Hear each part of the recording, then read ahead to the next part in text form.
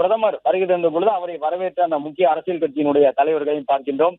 அதிமுக பொதுச் செயலாளர் எடப்பாடி பழனிசாமி தேசிய ஜனநாயக கூட்டணியில் இடம்பெற்றிருக்கின்றார். அதிமுக தலைமையில் தமிழகத்தில் தேசிய ஜனநாயக கூட்டணி இருந்து வரக்கூடிய நிலையில்தான் பிரதமரை சந்தித்து எதிர்க்கட்சித் தலைவர் அதிமுக பொதுச் செயலாளர் எடப்பாடி பழனிசாமி கை கொடுத்து தன்னுடைய அந்த வரவேற்பினை வழங்கியிருக்கக்கூடிய காட்சிகளை காணுகின்றோம். அதிமுக சார்பிலே ஒரு உற்சாகமான வரவேற்பினை வழங்கியிருக்கின்றார்கள். தேசிய ஜனநாயக கூட்டணியினுடைய தலைவராக இருக்கக்கூடிய தமிழ்நாட்டினுடைய தலைவராக இருக்கக்கூடிய எதிர்க்கட்சித் தலைவர் எடப்பாடி பழனிசாமி, அதே போன்று ஜி.கே. வாசன், ஏ.சி. சண்முகம் உள்ளிட்ட தேசிய ஜனநாயக கூட்டணியில் இடம்பெற்றிருக்கக்கூடிய மற்ற தலைவர்களும் பிரதமரை சந்தித்து தங்களுடைய வரவேற்பினை வழங்கியிருக்கின்றார்கள். இந்த இயற்கை வேளாண் மாநாட்டிலே விவசாயிகளோடு பிரதமர் சந்திப்புகளை மேற்கொள்கின்றார் என்பதுதான் ஒரு முக்கியமான விஷயமாக இருக்கின்றது. 5000க்கும் மேற்பட்ட விவசாயிகள் இந்த மாநாட்டிலே பங்கேற்க இருக்கின்றார்கள். இயற்கை விவசாயத்தை மேற்கொள்ளக்கூடியவர்கள், இயற்கை விவசாயத்தை அறிமுகம் செய்த நம்மாழ்வாருடன் பணியாற்றிய விவசாயிகள் என்று பலரும் பங்கு பெற இருக்கின்றார்கள். இயற்கை விவசாயிகள் சார்பில் அமைக்கப்பட்டிருக்கக்கூடிய பிரத்யேக அரங்குகளை இன்னும் சற்று நேரத்திலே பிரதமர் திறந்து வைத்து அவற்றை எல்லாம் பார்வையிட இருக்கின்றார். விவசாய பொருள்களையும் அவர் பார்வையிட இருக்கின்றார். அதிமுகவை பொறுத்தவரை தேசிய ஜனநாயக கூட்டணிக்கு மீண்டும் திரும்பி இருக்கின்றார்கள். கடந்த மக்களவை தேர்தலின் பொழுது தேசிய ஜனநாயக கூட்டணியிலிருந்து பிரிந்திருந்த அதிமுக தற்போது மீண்டும் இணைந்திருக்கின்றது. எனவே இந்த இணைப்பிற்கு பிறகு ஏற்கனவே டெல்லி சென்றிருந்த பொழுது ஒரு சில சந்திப்புகளை எதிர்க்கட்சி தலைவர் மேற்கொண்டிருந்தார். இந்த மீண்டும் தேசிய ஜனநாயக கூட்டணி तरीके से देखिए जो लोग हैं उन्होंने भव्य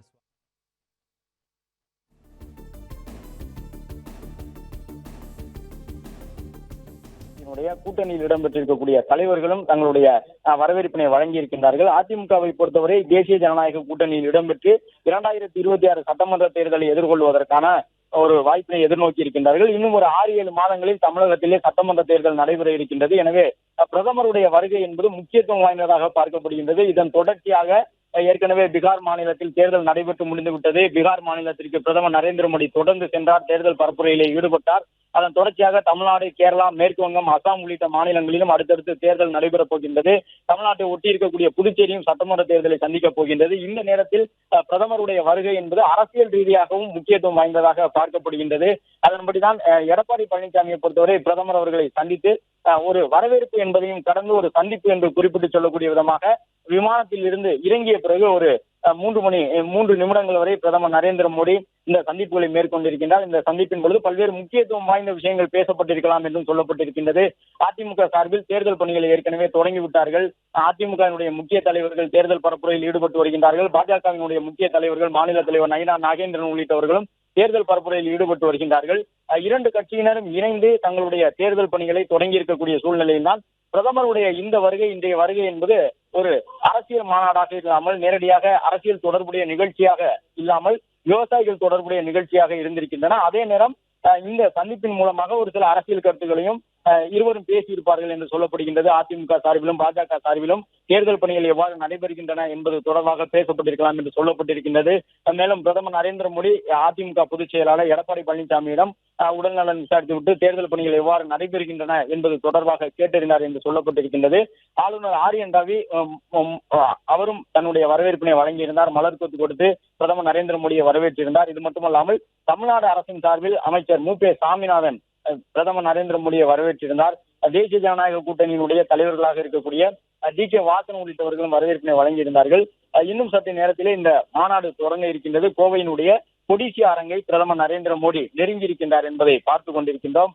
தமிழ்நாடு, புதுச்சேரி, கேரளா, கர்நாடகா, ஆந்திரா உள்ளிட்ட பகுதிகளில் இருந்து விவசாயிகள் பங்கேற்க இருக்கின்றார்கள்.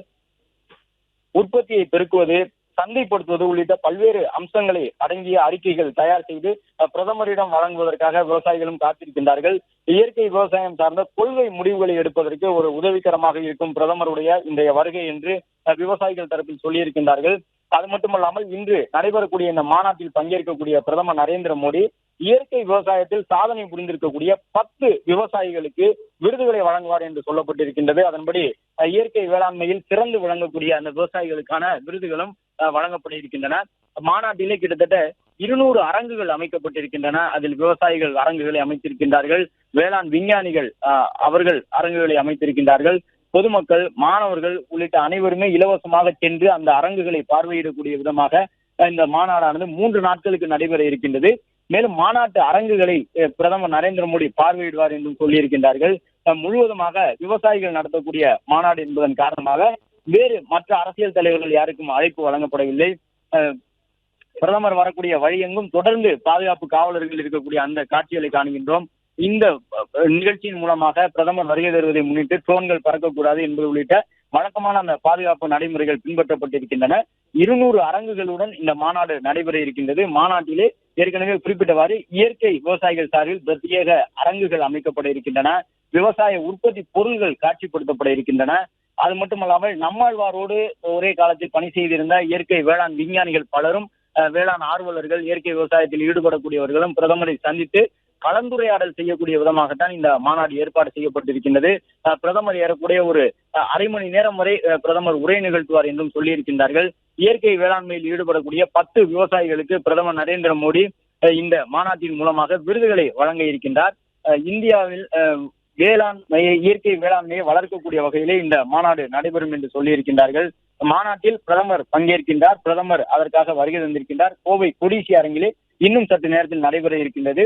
பிரதமர் இதற்கு முன்பாக இன்று காலை ஆந்திர மாநிலத்தில் நடைபெற்ற சத்யஸ்ரீ சாய்பாபாவினுடைய புட்டபர்த்தி சாய்பாபா தொடர்புடைய 100ஆண்டு விழா நிகழ்ச்சிகளில் பங்கேற்றிருந்தார். ஆந்திர மாநிலத்தில் நடைபெற்ற நிகழ்ச்சியை முடித்துக் கொண்டு 2வது மாநிலமாக தென்னிந்திய மாநிலத்திற்கு இன்று காலை முதல் தன்னுடைய பயணத்தை மேற்கொண்டிருக்கின்றார் பிரதமர் நரேந்திர மோடி.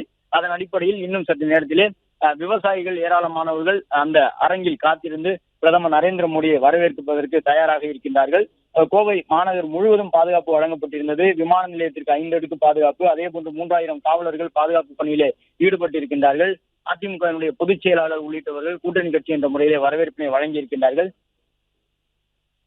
இயற்கை வேளாண் மாநாட்டை பொறுத்தவரை ஏற்கனவே குறிப்பிட்டவாறு இந்த மாநாட்டின் மூலமாக இயற்கை வேளாண்மை தொடர்புடைய பல்வேறு புதிய அறிவிப்புகளையும் பிரதமர் வெளியிடுவார் என்று எதிர்பார்க்கப்படுகின்றது. தற்போது பிரதமர் நரேந்திர மோடி கோவை கொடிசி அரங்கை சென்றடைந்திருக்கின்றார். இன்னும் சற்று நேரத்தில் அதிகாரப்பூர்வமாக இந்த மாநாடானது தொடங்க இருக்கின்றது.